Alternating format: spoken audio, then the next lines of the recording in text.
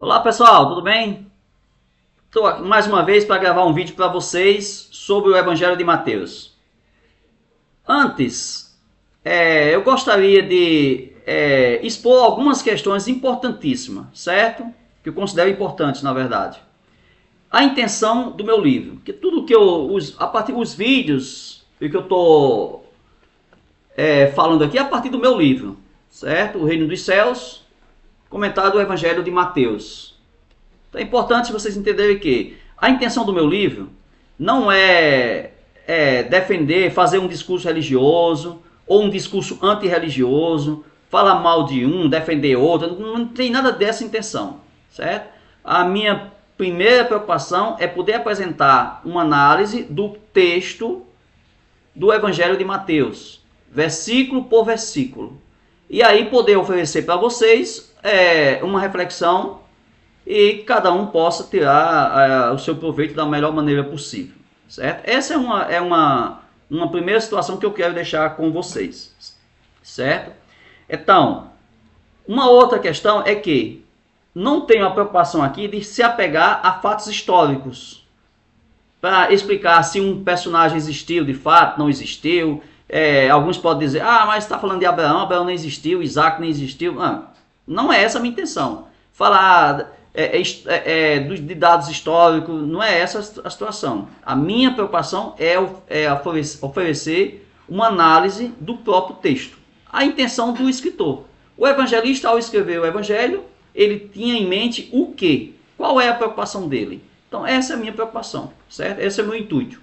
Então, não vou me apegar a explicar se um fato aconteceu historicamente ou não. Se um personagem aconteceu historicamente ou não, certo? Uma outra informação é de que não farei textos comparativos. Eu não vou pegar o Evangelho de Mateus e comparar com o Evangelho de Lucas, o Evangelho de João, de Marcos, as cartas de Paulo. Não vou fazer isso, porque o meu intuito é oferecer uma análise do texto em si, apenas a partir do texto, certo? Mas alguns podem dizer que fica incompleto. Bem, aí as conclusões e as reflexões ficam a critério de cada um. A minha preocupação aqui é oferecer um estudo exclusivamente do Evangelho de Mateus a partir dele mesmo, ok? Eu não quero aqui fazer nenhuma teologia religiosa, nenhuma teologia de uma igreja X, certo? Não quero fazer, o intuito não é fazer uma teologia sistemática, certo? O intuito nosso aqui é apenas oferecer uma reflexão dos textos contidos no Evangelho de Mateus, ok? Então, vamos lá. Começar o Evangelho de Mateus entendendo que a sua intenção, qual é a intenção do evangelista ao escrever o Evangelho de Mateus? Primeira coisa, mostrar quem é Jesus, certo? E o que é que ele veio fazer. Então, Mateus vai responder durante o Evangelho, a gente vai vendo aqui, passo a passo, que a resposta de Mateus para essa pergunta é que Jesus é o Cristo. O Cristo é o Messias, o enviado, o ungido, o escolhido por Deus para realizar a missão. Então, o Mateus vai apresentar, vai dar essa resposta. E ele veio trazer o quê? A mensagem do reino dos céus. Então, aí já mostra que a ideia do evangelista é colocar Jesus num âmbito superior aos profetas e assim por diante. Certo? Então, Mateus, o evangelista do Evangelho de Mateus, busca colocar Jesus como o Cristo que veio anunciar o reino dos céus a todos. Ok? Outra dado importante é você entender que o evangelista, a comunidade do evangelista, que escreveu o Evangelho de Mateus, como eu coloquei em outros vídeos, vem de uma comunidade de judeus convertidos ao cristianismo. E está fora dos seus muros, como se diz, né? Então, possivelmente ele está no norte da Galileia, ou mesmo, como a maior parte acredita, que esteja lá na Síria, né? Então, é importante entender esse contexto. Antes de começar a análise de versículo por versículo, eu gostaria de agradecer os inscritos, mas convidar você a se inscrever no meu canal. Vamos ver se a gente tem bate a meta de 100 inscritos daqui para o próximo vídeo, certo? Tentar fazer daqui a uma semana um outro vídeo, continuando o estudo do Evangelho de Mateus. Então daqui para lá, quero ver se a gente consegue 100 inscritos, ok? Então, pega esse vídeo, manda para o vizinho, manda para a sua família, coloca no grupo de WhatsApp da família, do vizinho, da escola, sei lá, quanto você puder. E não esquece de dar o like. Clica no dedinho lá, like, para que o YouTube entenda que as pessoas, mais pessoas devem receber esse conteúdo, ok? Conto com vocês, só isso. Não vai custar um dinheiro, não vai custar nada. Só isso. Dá um likezinho, curte, compartilha. Ok, pessoal? E também não poderia deixar de falar do meu livro, Romance, certo? Paixões Proibidas de um Cenarista. Quem gosta de romance não pode deixar de ter esse livro, certo? Uma leitura leve, simples e agradável, ok? Então, quem quiser, vai lá no meu Instagram, Gilberto Pedrosa 3, se inscreve lá no Instagram e manda uma mensagem no direct, ok? Vamos lá, pessoal? Vamos fazer o estudo lá, vamos para o estudo do texto, que isso é o que nos interessa. Vamos lá. Aqui, tentando trazer para vocês o texto do Evangelho de Mateus, ok? Então, a genealogia de Jesus. É claro que apenas, vocês sabem que apenas Mateus e Lucas falam da genealogia de Jesus, elas são diferentes, pouco coincidem uma com a outra, com intuito diferente, pensamento diferente. E, como eu disse anteriormente, não vou fazer análise comparativa, certo? Isso posteriormente. Possa ser que, dependendo do desejo de vocês, eu posso fazer uma comparação entre uma genealogia e outra. Ok? Então vamos lá. Primeiro versículo. O primeiro versículo começa dizendo: o livro da origem de Jesus Cristo. Então observe que aqui o autor já define o que é o escrito. É um livro. Então um livro já dá a entender que ele não é um panfleto, não é uma carta, é um livro. Já entende como sendo algo que deve ser estudado, que deve ser passado, que deve ser instruído, que deve servir de instrução para uma comunidade e para quem desejar. Da origem de Jesus Cristo. Observe que ele já coloca aqui junto o Cristo como sendo parte do nome de Jesus, né? Então, esse livro, o Evangelho de Mateus, deixa muito claro as pretensões dele. O versículo continua dizendo que origem de Jesus Cristo, filho de Davi. Davi é muito importante para a história de Israel, para a história do povo judeu. Vocês com certeza já ouviram falar bastante, conhecem bem a história de Davi. Então Davi é o autor da segunda promessa, vamos falar daqui a pouco. Mas é importante que está aqui Davi como sendo a descendência real. Né? Jesus como sendo da descendência de Davi, uma descendência real. Certo? Que realeza é essa? Durante o Evangelho vai ser tratado. Claro que essa realeza não é uma realeza política, militar. Isso vai estar muito claro durante todo o Evangelho. Mas está de Davi numa realeza, numa outra dimensão. Que a gente vai estudando texto a texto, ok? Então Davi é figura central. Por quê? Porque a tradição se colocava como o Messias como sendo da estirpe de Davi. Como parte da família de Davi. Filho de Abraão. Abraão, o personagem central também na história de Israel. E Abraão como sendo o pai da fé do povo. Abraão foi o primeiro a ser chamado por Deus para constituir uma terra, constituir um povo. Então Abraão representa aqui a descendência de uma nação. Então Cristo como sendo parte dessas duas promessas, de um reino e de um povo. A gente vai ver durante o Evangelho que essas dimensões elas vão ter um novo significado. não necessariamente um povo, um reino exclusivo lá, fechado em Judá ou em Israel, e nem um povo somente de judeus, certo? É importante entender isso.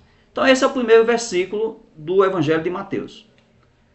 Eu espero que esteja claro para vocês até agora. Vamos lá, o segundo versículo. Começa agora as genealogias, as gerações, certo? E aqui eu quero que vocês entendam que essas gerações aqui ela tem um significado, ela tem uma razão de estar aqui. A gente vai ver que a intenção de Mateus não foi apenas, do evangelista, não foi apenas citar gerações como que contando uma história, certo? A gente vai observar que tem um significado a mais do que isso. Então Abraão gerou Isaac. Como eu já falei, Abraão é o início dessa história, principalmente para Mateus e para uma grande tradição dos judeus. É o início da promessa de Deus com o seu povo, né? No sentido de construir uma nação. Abraão gerou Isaac.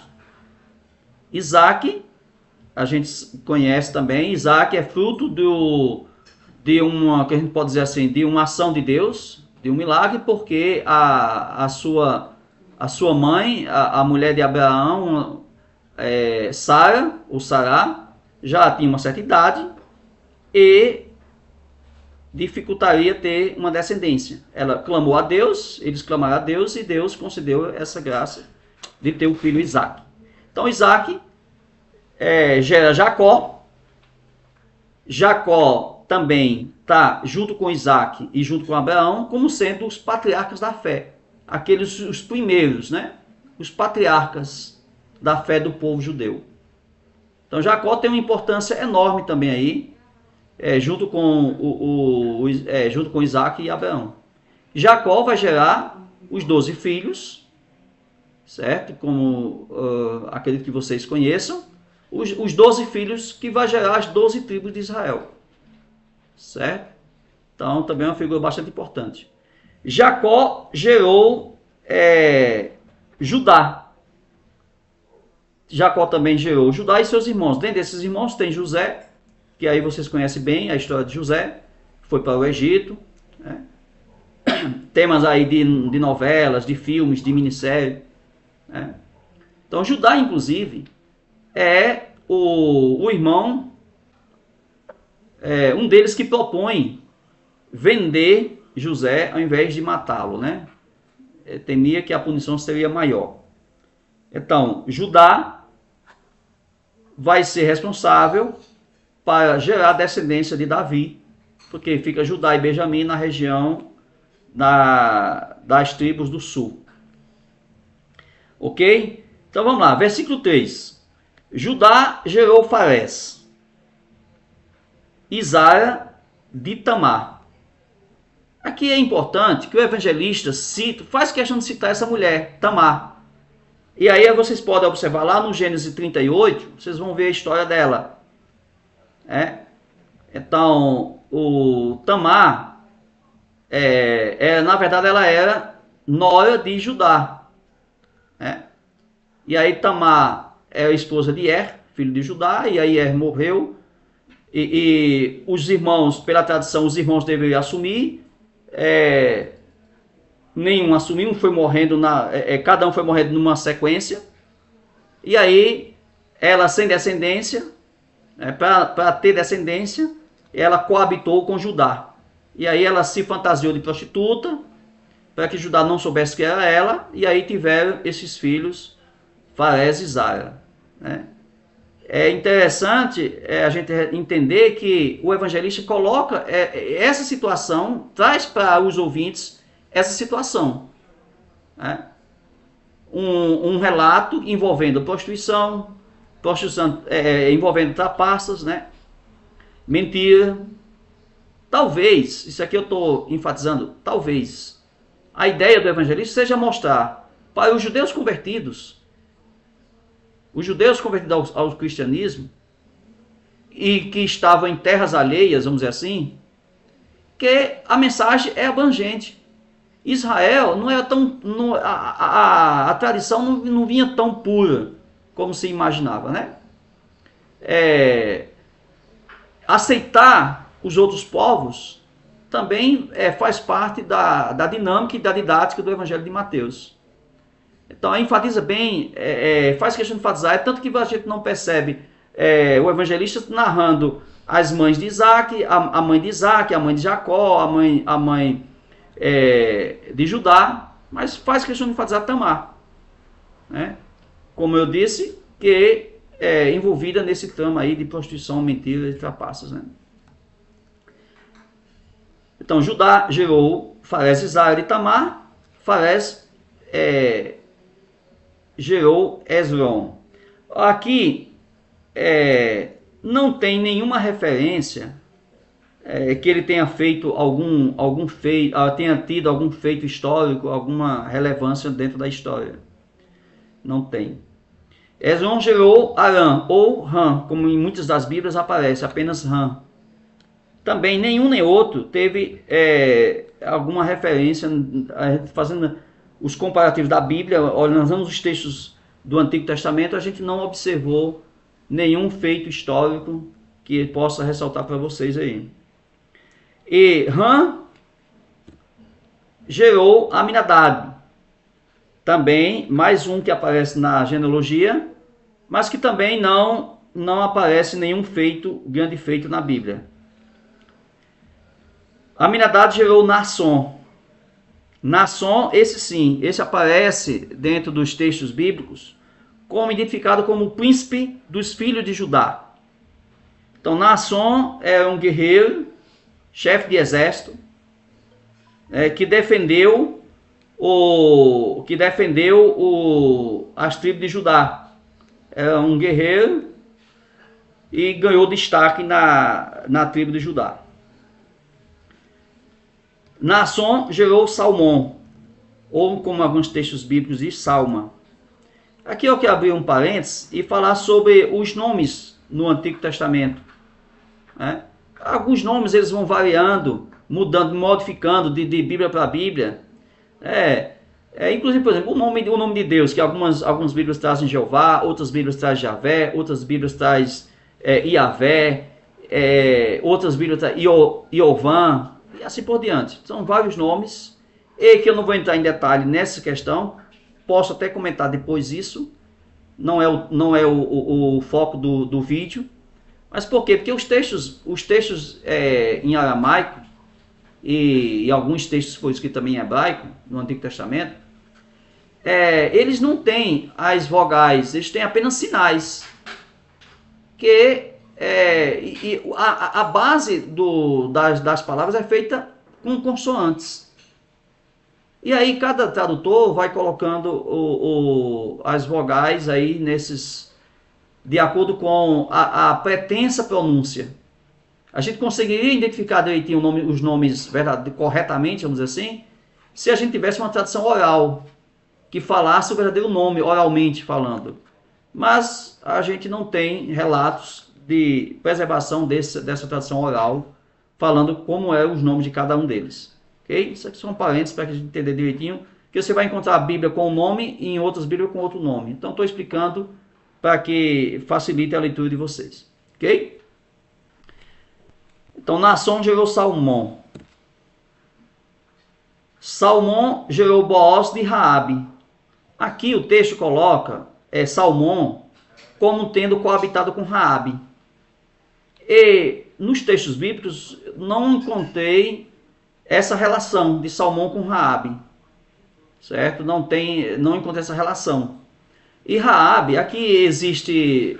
Possa ser que alguém se confunda, que aí é uma visão praticamente certa de que essa Raabe, a gente citada aqui, não se trata daquela Raabe que a gente encontra nos textos no cerco de Jericó, que a gente chama, né? Aquela Raabe que protegeu os espiões, né? Muito dificilmente aqui tem a relação essa Raabe, Salmão coabitando com essa Raabe. Mas aqui o texto cita uma certa Raabe que aqui serve também uma dica, se porventura alguém encontrar a identificação dessa Raabe, comenta aqui, faz aqui nos comentários, que a gente vai agradecer bastante. Primeiro, não encontrei na Bíblia nenhuma referência entre Salmão e Raabe. Então, Salmão gerou Booz, Booz gerou Jobed, né? E de Ruth, aqui cita mais uma mulher. Ruth, vocês acreditam que a história de Ruth também é uma história bem conhecida, a guerreira Ruth. Sabe que Booz foi uma pessoa influente em Israel, diz o texto bíblico que ele é uma pessoa importante, né? Ruth 2:1. Quer dizer que é uma pessoa bastante importante, é membro de uma tribo, tinha bastante terras. Essa informação. E aí tem também a história de Booz lá em Ruth. Se vocês quiserem dar uma olhadinha lá, fica bom. Então Booz gerou Jobed. Também não tem nada falando sobre Jobed, nenhum feito que ele tenha realizado. Jobed gerou Jessé. Jessé é mais conhecido, muito mais pelo seu filho, né? Mas também não faz nenhuma referência a Jessé nos textos bíblicos, a não ser apenas citando como sendo o pai de Davi. Certo? Aí no versículo 6, Jessé gerou o rei Davi. Então a gente volta aqui, a gente conhece a história de Davi, filho de Jessé, o menor de todos, que foi escolhido por Deus para governar Israel. E aí ele teve aquele confronto com Golias, o gigante Golias. Essa história vocês conhecem, né? Que foi o primeiro rei de Israel, não considerando Saul como rei, claro, né? Se você considerar Saul como rei, seria o primeiro, né? Mas a tradição coloca Davi como sendo o primeiro. Então, ao rei Davi é dado uma promessa, uma segunda promessa. Lembra que a primeira foi dada a Abraão, a promessa da descendência, certo? Da formação de um grande povo. A Davi é dada a segunda promessa, a promessa da realeza, que Davi seria, e a sua descendência será eternamente, reinará Israel eternamente. Então isso essa tradição da promessa da realeza a Davi é uma promessa que perpassa toda a história de Israel, certo? Dali em diante. Então Davi é uma figura de extrema importância na compreensão da história de Israel. Mais uma vez, a gente está discutindo aqui o texto, certo? A gente está citando alguns dados históricos, mas não nessa concepção do texto, certo? Então continua aí. Davi gerou Salomão, daquela que foi mulher de Urias. Observe que mais uma vez o evangelista cita uma mulher, não cita o nome necessariamente, mas a gente sabe Betsabeia, né? Uma mulher envolvida, mais uma vez, em uma coisa não muito correta, vamos dizer assim, não correta, melhor dizendo, né? Então, Davi teria se afeiçoado da mulher de Urias, e Urias era o quê? Era o chefe da guarda. Então, teria se afeiçoado da mulher dele, teria colocado Urias para a guerra, onde ele morreu, para ele poder ficar com ela, né? Depois de toda a história do arrependimento e tudo mais, mas isso aí fica para um outro momento. Mas o que é importante ressaltar aqui é que o evangelista cita mais um feito envolvendo, inclusive, a família de Davi, a família real, né? O próprio Davi, assim, envolvido em uma situação,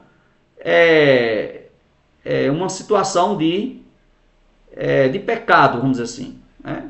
Talvez, mais uma vez, o evangelista queira mostrar para os convertidos, os judeus convertidos, olhar sua história muito mais com um olhar aberto para os outros povos, de entender que essa história também não é retilínea, onde que a promessa de Deus ela vai em altos e baixos, e abrindo também para outros povos.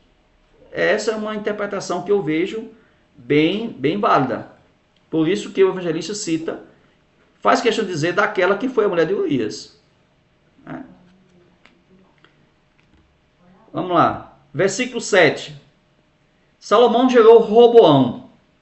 Aqui a gente conhece, pelos textos bíblicos, que Salomão teria, após a morte de Salomão, né, o reino teria sido dividido e houve uma briga entre Roboão e Jeroboão. E aqui um foi exilado, outro também foi, um fugiu, outro fugiu. Bem, as tribos se reúnem e decidem a separação. Ao norte ficou Jeroboão e ao sul fica Roboão, mantendo essa descendência da casa de Davi, certo? Então, Roboão, o reino dividido, certo? E interessante que Roboão também é colocado também como um descendência de estrangeiro, né? Porque a mãe dele seria amonita, né? Então, de uma terra também vizinha. Então, toda a história vai mostrando isso. O evangelista quer mostrar que na história de Israel, na história do povo judeu, os outros povos tiveram muita influência, tanto na formação do seu povo, como na governança, e assim por diante. Então, o evangelista, a minha visão, quer mostrar que os outros povos também são chamados, né?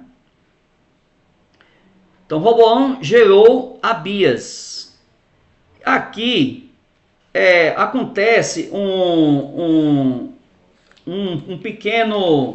uma pequena observação que eu quero fazer, que os textos meio que se conflituam com o nome da descendência de Roboão.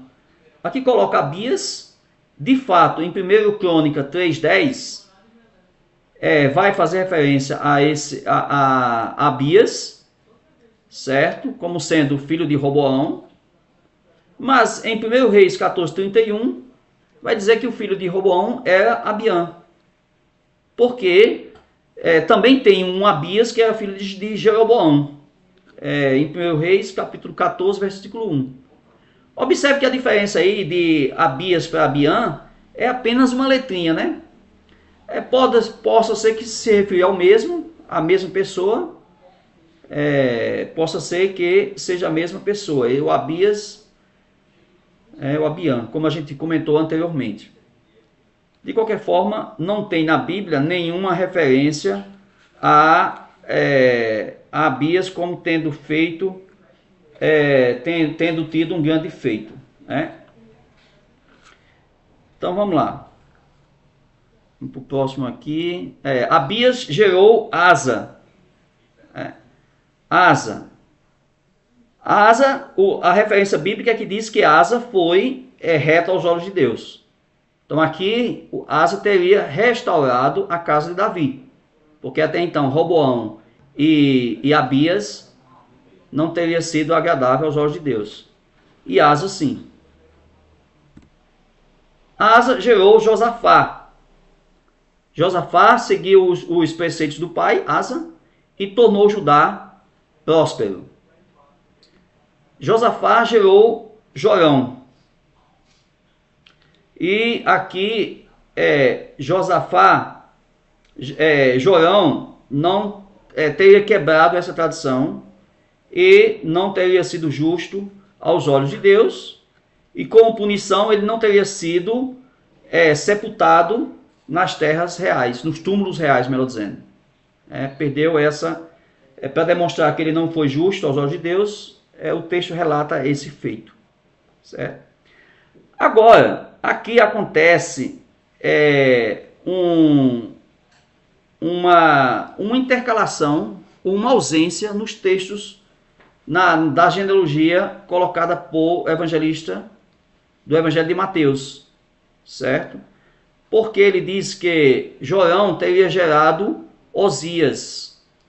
E na verdade, segundo os textos que a gente encontra aí no 2 Reis e 2 Crônica, após a morte de Josafá, após a morte de Jorão, a sua mãe teria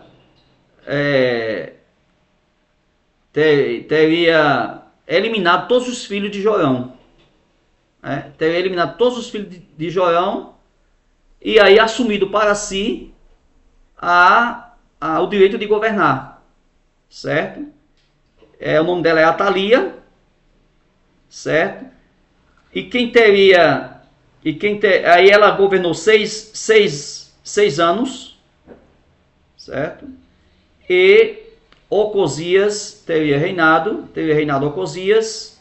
Depois de Ocosias teria reinado Joás, que foi justo aos olhos de Deus, tanto Ocosias como Joás, e Amazias, que também teria sido justo aos olhos de Deus. É interessante porque tem 3 gerações, 4 se a gente contar com Atalia, tem 3 gerações de reis que foram agradáveis aos olhos de Deus e não aparece no Evangelho de Mateus.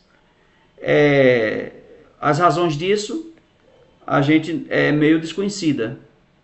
Fica mais uma dica, se alguém de repente quiser pesquisar sobre esses 3, por que não apareceu, comenta lá, faz um comentário aqui no vídeo, ok?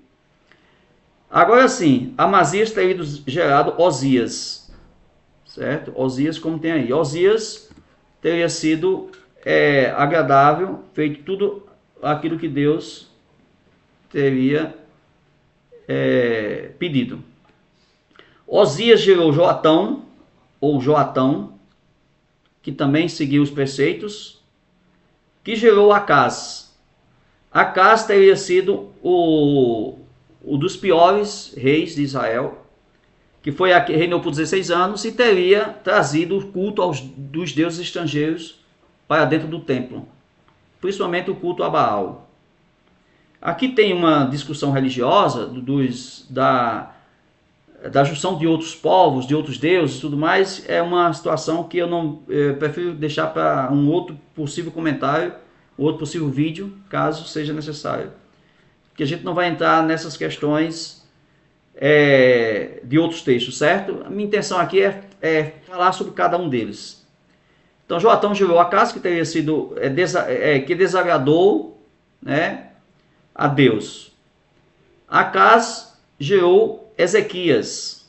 Aí Ezequias reinou 29 anos e foi responsável por restaurar a casa de Israel. O templo, expulsou, eliminou todos os deuses do templo e teria sido agradável aos olhos de Deus. Ezequias gerou Manassés, versículo 10. Gerou Manassés, que reinou um bastante tempo e que também não teria sido agradável aos olhos de Deus. Manassés gerou Amon, que também não foi bom aos olhos de Deus, e Amon gerou Josias. Esse teria sido Josias, o grande rei, teria sido agradável aos olhos de Deus. Interessante vocês perceberem aqui que o evangelista faz questão de enfatizar esses reis e mostrar para os leitores que nem todos foram fiéis à promessa de Deus. Nem todos foram fiéis. Então mostra uma certa limitação daqueles que se dizem protetores daquilo que Deus prometeu. Né? Então, mais uma vez, talvez seja a intenção do evangelista mostrar para a sua comunidade, que acolher os povos de outras nações não seja nada de outro mundo, porque isso foi feito durante a história toda. Né? E os próprios reis pecaram gravemente, como a gente já viu aí em alguns nomes que a gente citou aqui. Josias foi o rei, que aqui tem o rei do período do exílio babilônico. Né? Os assírios já haviam destituído o reino do norte, teriam eliminado. Muita gente do norte veio para o sul, certo? Com certeza, fugindo do exílio dos povos assírios ou da escravidão, certo? E ali em Jerusalém havia várias pessoas do norte, do sul, e Josias tem um discurso conciliador. É um rei que busca juntar o povo em um único povo. Restauração do templo e assim por diante. Então Josias foi um grande rei certo? E foi o responsável também por encontrar os livros perdidos. Aí vale a pena dar uma olhadinha no livro dos reis, a história de Josias. Certo? Josias aqui até aparece como uma figura importantíssima nas gerações. Né? Que lá no final a gente vai ver que o evangelista separa do exílio de Davi até o exílio, do exílio até Jesus. Então Josias como sendo essa figura central dessas gerações. Então Josias recebe um valor significativo para o evangelista nessa genealogia de Jesus. Josias gerou Jeconias. Aqui acontece também uma ausência, certo? De algumas gerações. Que quando Josias, como eu dizer, Josias enfrentou o Nabucodonosor, buscou enfrentar, formou um exército e tudo mais, mas não tinha condições de vencê-lo. Foi destruído o templo, foi destruído tudo. Ele foi deposto para o exílio, ele foi exilado junto com os grandes intelectuais, profetas, sacerdotes, toda a casta intelectual foi para a Babilônia, no exílio. Aí foi escolhido Joacás, o povo escolheu Joacás, aqui na genealogia de Jesus não mostra. Foi escolhido Joacás, que governou apenas 3 meses, porque não agradou ao rei da Babilônia. E aí foi eleito, ou foi colocado Eliaquim, certo? Que depois foi chamado de Joaquim. E aí o rei Nabucodonosor novamente viu que não dava muito certo, destruiu tudo e realmente dessa vez levou absolutamente tudo, certo? Aqui com Joaquim, ou com Eliaquim ou Joaquim, como queira, acontece aqui, vamos dizer assim, o fim da descendência, né?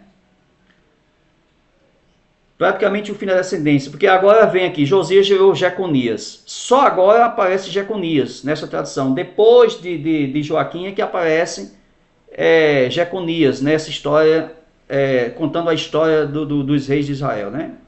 Jeconias e seus irmãos por ocasião do exílio na Babilônia. Aqui realmente todos eles foram, e aqui acontece o fim da descendência real. Certo? A partir de agora, o Israel não passará mais a ser governado por reis da descendência de Davi. Quer dizer, na verdade nunca mais houve reis, né? A partir de agora, só governadores. Inclusive na época de Jesus também foi assim. Agora, há esse hiato entre o reinado de Jeconias e o fim do exílio. E durou quase 100 anos. Durou quase 100 anos esse exílio. Até ser restituído. É claro que o povo permaneceu ainda sujeito por muitos e muitos anos, né? Mas depois do exílio na Babilônia, Jeconias gerou Salatiel. Certo? É claro que aqui dá a entender que tanto Jeconias como Salatiel ainda estavam no exílio. Tem uns textos que apontam, dá a entender isso aí. Mas como o texto lá cita, a gente está citando aqui, né? Jeconias gerou Salatiel. Salatiel, não se sabe, como eu disse, é praticamente certeza que Salatiel estava ainda no exílio babilônico. Mas aparece aqui na genealogia como sendo ainda um governador de Israel. Salatiel gerou Zorobabel. Certo? Zorobabel, sim. Zorobabel é citado como sendo um governador de Israel e responsável pela construção do segundo templo. Certo? Zorobabel é citado como sendo um grande governador e junto com alguns sumos sacerdotes responsável pela reconstrução do templo ou construção do segundo templo. Versículo 18. Versículo 13. A partir do versículo 13, 14, 15... 13, 14, 15 e 16. Aqui são nomes que não aparecem na Bíblia. Fiz toda uma pesquisa em busca desses nomes e não encontrei nenhuma referência desses nomes na Bíblia. Sendo assim, fica difícil a gente imaginar que se realmente essas pessoas eram dessa linhagem de Davi ou não. O que se sabe é que essas pessoas não governaram Israel. Essas pessoas não foram reis nem governadores em Israel. É tanto que aqui também na genealogia não conta aquele período de 100 anos da família dos Macabeus que governou Israel, né? Fazendo uma união entre política e religião, né? Onde é o sumo sacerdote e rei ao mesmo tempo. Então, de Jerobabel gerou Abiúde, Abiúde gerou Eliassim, Eliassim gerou Azor, Azor gerou Sadoc. Sadoc, existe uma referência de um Sadoc, justamente nesse período de pós-segundo templo, né? Sendo como um sumo sacerdote. Mas não tem essa relação entre ele e o Azor. Sadoc gerou Aquim, Aquim gerou Eliúde. Eliúde gerou Eleazar, Eleazar gerou Matã, Matã gerou Jacó. Jacó gerou José, o esposo de Maria, da qual nasceu Jesus chamado Cristo. Então, até aí, não há nenhuma referência a essa descendência, não há nenhum relato, nenhum outro nome, nenhum outro texto, nenhum outro livro do Antigo Testamento, nem no Novo, principalmente do Antigo Testamento, que remeta a essa descendência como chegando até José, certo? Fica aí uma sugestão de estudo também para vocês. Quem pesquisar, encontrar, comenta aí no vídeo, ok? Então observe que ele termina dizendo, nasceu Jesus chamado Cristo. Então já apresenta aquela ideia inicial que eu comentei no início do vídeo, né? 17. Portanto, o total das gerações é de Abraão até Davi, 14 gerações. De Davi até o exílio da Babilônia, 14 gerações. E do exílio da Babilônia até Cristo, 14 gerações. Observe que o próprio evangelista faz essa divisão entre a primeira geração, a da promessa, como eu falei, de Abraão, que é de Abraão até Davi. A segunda promessa, que é a promessa realeza, é de Davi até o exílio. E do exílio até a época de Cristo, né? São 14 gerações. A gente sabe, a gente viu aqui, eu comentei com vocês, que na verdade não há essas 14. Houve aí uma subtração de algumas gerações e que não bate esse número. Dá a entender que o evangelista queria passar uma mensagem com esse número, 14, né? Mas não dá para a gente ter uma certeza qual seria a intenção. Existe uma ideia de que esse número 14 estaria ligado a Davi, no seu nome hebraico, que daria um 14, mas eu prefiro não entrar nessa questão, porque não é muito claro e prefiro não assumir essa postura. Eu prefiro dizer que fica uma incógnita aí nessa intenção do 14. Aqui você poderia fazer 7 mais 7, que aí 7 vocês entendem aí o número 7, que a gente vai entrar um pouco na numerologia, né, que é muito abordado na Cabala judaica, né, e nos escritos de astrologia antigo, né, falando sobre os números. A Bíblia é cheia de números, tem um significado, é claro, mas aí também deixo a critério que vocês pesquisem, mas dá para fazer 7 mais 7, e 7 vocês entendem que é a totalidade, né, são 7 dias da semana, né? Então você pode fazer 7 mais 7. E algumas outras, também 3 de 14, número 3 indica a totalidade, a perfeição, né? Então tem várias questões que você pode encontrar aí, ok? De qualquer forma, fica aí para vocês essa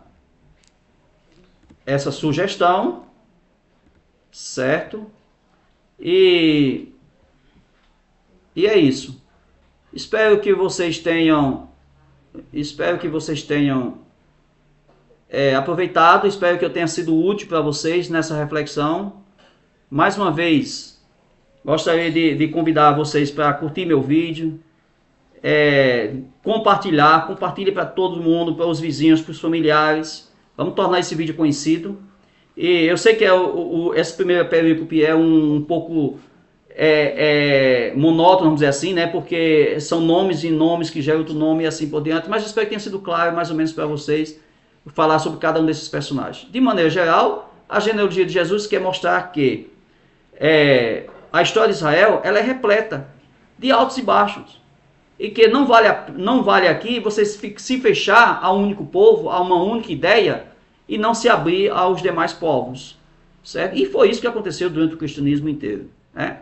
Ok, pessoal? Grande abraço, muito obrigado. Não esquece de me seguir e compartilhar o vídeo. Ok? Grande abraço, até o próximo.